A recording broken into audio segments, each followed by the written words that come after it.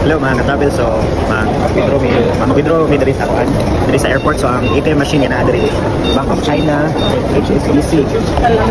So ang ATM nga naa nako karon kay Ion na Union Bank. Pero wa naman ang Ion ron pero na gyud card for savings fees. I-convert namin ni into savings.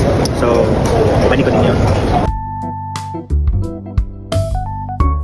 So sa mga wala pa wala ka dala og Hong Kong dollar gikan sa Pilipinas, pwede mo withdraw diri sa arrival area diri nga side. So pagawas nimo diha sa arrival A, naa dinhi diri lang sa kilid lakaw lang kagamay.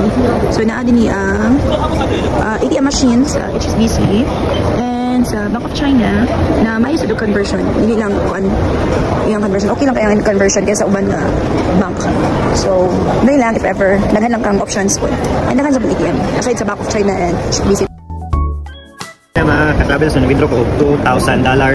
So dili pa makita diri kay akong gipili without conversion kay mao na basa namon na mas maayo daw if mo-withdraw ka diri sa kuan sa Hong Kong without conversion ang gamiton kung withdraw ka sa ilang ATM machine. So ako na i-post og pila ang kuan conversion sa $2,000 each dollars.